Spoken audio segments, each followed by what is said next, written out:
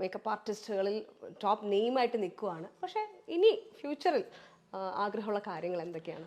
എനിക്ക് സത്യം പറയില്ല acting.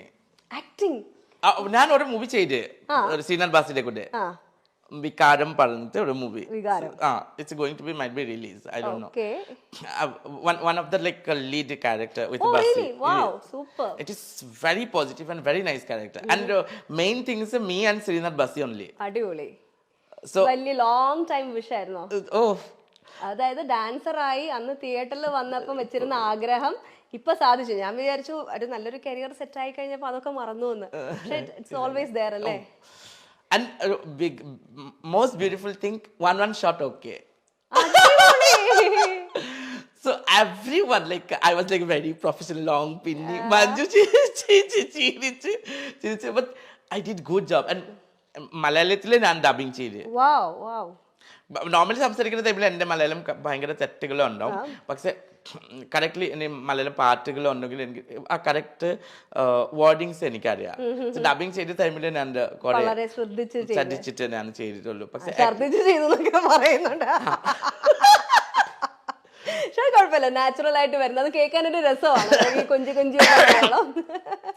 So that movie I had done. ആ മൂവിയുടെ വേണ്ടി ഞാൻ കുറെ വെയിറ്റിംഗ്. അടിപൊളി, ലോങ് ടൈം വിഷ് അങ്ങനെ സാധിച്ചിരിക്കുകയാണ്. കുറെ ക്യാരക്ടേഴ്സ് എനിക്ക് കിട്ടി, പക്ഷെ എനിക്ക് ഇഷ്ടമായിട്ടില്ല.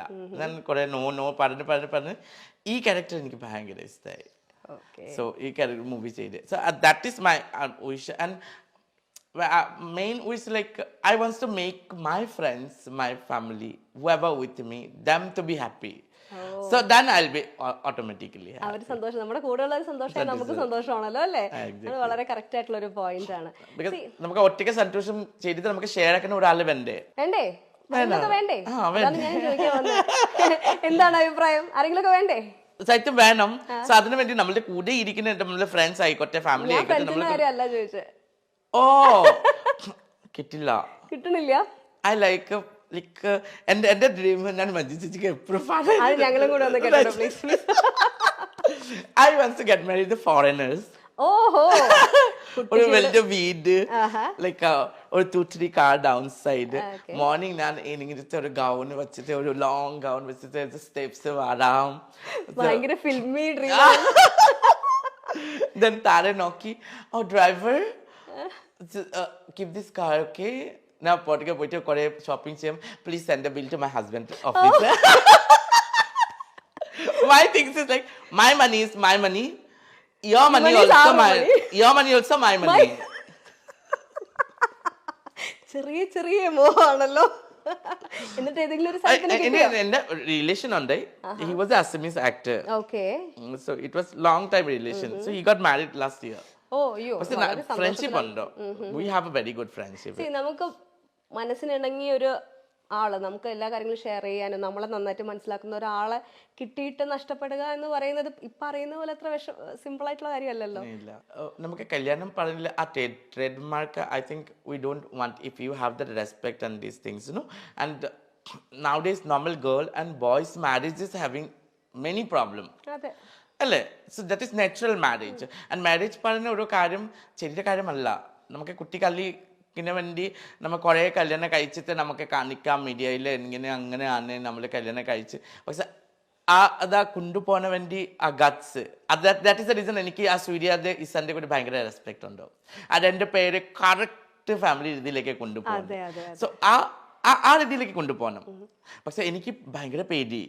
അങ്ങനെ ഒരു വളരെ സ്ട്രോങ് ആയിട്ട് മെയിൻ പ്രോബ്ലം ഇതൊക്കെ എനിക്ക് അറിയില്ല. അത് പറയുമ്പോൾ എനിക്ക് എല്ലാം ഷെയർ ആക്കാൻ പറ്റും. എന്റെ കട്ടിൽ ഞാൻ ഷെയർ ആക്കാൻ പറ്റില്ല. എനിക്ക് വേറെ ഒരു ആളെ എന്റെ റൂമിലേക്ക് എടുക്കാൻ പറ്റില്ല. ഇച്ചിരി ബുദ്ധിമുട്ടാവുമല്ലോ. അങ്ങനെ ഉണ്ടെങ്കിൽ ആരാ കല്യാണം കഴിക്കാ? അതിച്ചിട്ട് പുറത്തേക്ക് ആക്കൂല്ലേ പിറ്റേ ദിവസം പോടി മോലെ പറഞ്ഞിട്ട്. ഓ എനിക്ക് സത്യം പറ്റില്ല. ഫ്രണ്ട്സ് ഓക്കെ, ഇപ്പൊ എന്റെ കൂടെ ഫ്രണ്ട്സ് രഞ്ജു ആയിക്കോട്ടെ, ശശാങ്ക് ആയിട്ട്, അവിനാശ് ആയിക്കോട്ടെ, ഡാലു ആയിക്കോട്ടെ, നമ്മൾ ഷെയർ ആക്കും. പക്ഷെ കല്യാണം കഴിച്ച് അയ്യോ ഇങ്ങനെ വരെ ഒരു ആള് ഈ റൂമിലായിരിക്കും. അയ്യോ എനിക്ക് പറ്റില്ല. ആദ്യം ഫ്രണ്ട് ആക്കിയാ മതി.